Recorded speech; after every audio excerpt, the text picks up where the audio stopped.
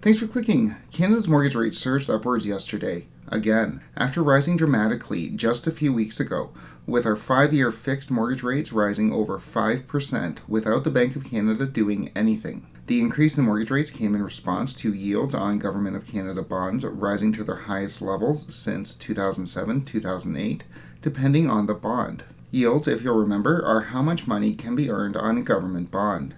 Mortgage rates rise as yields go up, as mortgages are seen as less safe than government bonds. Just barely. But why are yields rising so dramatically, so suddenly?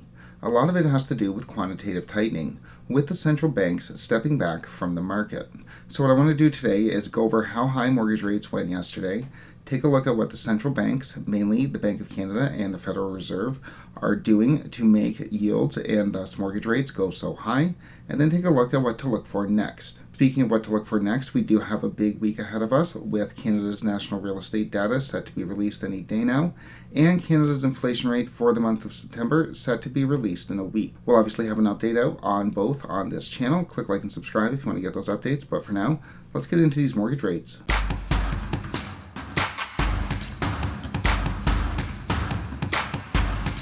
Very quickly, as we do have our monthly mortgage rate update coming out in a couple of weeks, yesterday we saw 5-year fixed insured rates. Insured rates are almost always the lowest, jump upwards from 4.74% to 5.04%. And this wasn't the first time in recent memory that these rates jumped upwards. Just a few weeks ago on September 29th, we talked about how Canada's 5-year fixed mortgage rates had jumped up to 4.74, up from 4.49 just a few weeks ago, due in large part to rising bond yields. So we've seen Canada's 5-year fixed mortgage rates jump by nearly 0.5% in just a little over 2 weeks, and more could very well be on the horizon. So what's going on that's causing these bond yields to rise? First, and probably most important, yields on U.S. Treasuries are rising rapidly. When yields on U.S. Treasuries go up, so too do yields on Canada's bonds. Remember, and this is going to be important for later, bond prices and yields are inversely related. So the lower the price of a bond, the higher the yield. The higher the price of the bond, the lower the yield. For example, if I buy a $100 bond with a 1% interest rate, at the end of the term I'm getting $101 back. I am yielding 1%. If I sell that bond to my friend for $95, he's still getting $101 at the end of that term. So he's profiting, yielding more than I would have, 6.316%. So why is the profit, the yield, on Treasury bonds, on U.S. Treasury bonds, rising so much? A big reason is the lack of liquidity, a lack of demand for U.S. Treasury bonds at their current prices. And to understand why, we have to look back a little bit. Throughout COVID, the Federal Reserve, really the whole world, bought an enormous amount of government bonds. This was quantitative easing. When COVID started, the Federal Reserve bought trillions of dollars of U.S. government bonds, U.S. Treasuries, at higher than market prices. And the central banks, the Federal Reserve and the Bank of Canada, can buy these bonds at whatever price they like. They have a money printer. I'm not gonna tell you again. They have a reserve creator. Regardless, the central banks can pay artificially high prices for these bonds, as they have all the money in the world. So when they pay these higher prices for these bonds, it keeps yields low. It keeps mortgage rates low, which we saw throughout 2020-2021. And that's why they did it, to keep the money flowing, to keep the money in the system while everything was shut down. Yes, and we're grateful to them. But the Federal Reserve has stepped back. They are no longer buying U.S. Treasuries. They are no longer buying these bonds at these artificially high prices. And it's not clear who or what is going to step in to fill their place. The main source of buyers are now investors, you or I, or hedge funds, or institutional investors, all of whom do not have money printers, so they can't or won't buy at these artificially high prices. And if you have no buyers for your widget at $100, then you need to lower your price, or you won't sell that widget. Lower prices for bonds equals higher yields, equals higher mortgage rates. And it's not just a lack of buyers which are causing U.S. Treasury prices to fall. The Fed is actively selling bonds. It is selling those bonds that it bought throughout COVID. And as we know, when a huge amount of supply hits the market without a corresponding level of demand, prices plunge.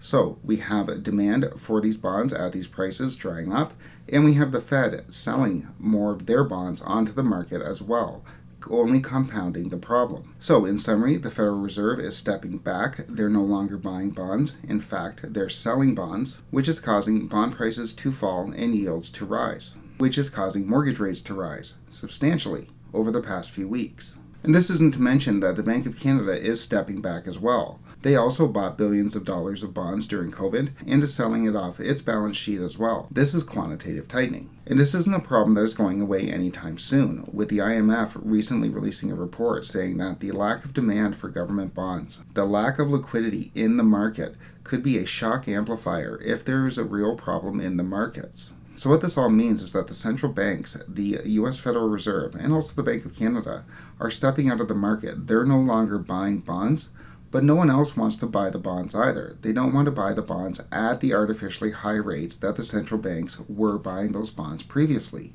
So those bonds have to sell for a lower price. When they sell for a lower price, yields rise. And when yields rise, mortgage rates rise. So, over the past few weeks, we've seen mortgage rates bump up by almost 0.5%, and the Bank of Canada, the Federal Reserve, didn't do anything substantial. They didn't raise interest rates, and yet we still saw mortgage rates go up by nearly half a point. Last week on this channel, I was asked if I thought mortgage rates could go up to 10%. And while I won't say that mortgage rates could go up to 10%, as we've seen over the past few weeks, it's not just the policy rate at work. It's not just the rates set by the Bank of Canada, by the Federal Reserve, which influence mortgage rates. Rates definitely can go higher. So the key takeaway is that mortgage rates can continue to go up further, even with the Bank of Canada not raising rates. The bank is probably going to be raising rates, but it doesn't have to for mortgage rates to go up. There is not a direct one-to-one link between the Bank of Canada's rate and mortgage rates. They can go up for something that didn't even happen here. They went up 2 weeks ago for something that happened in England, and they went up yesterday as Treasury yields on U.S. government bonds spiked. And this is definitely something to follow over the next coming months and years ahead. Do the central banks, does the Federal Reserve pivot? Does it restart its quantitative easing program, start buying up these bonds in order to suppress down rates?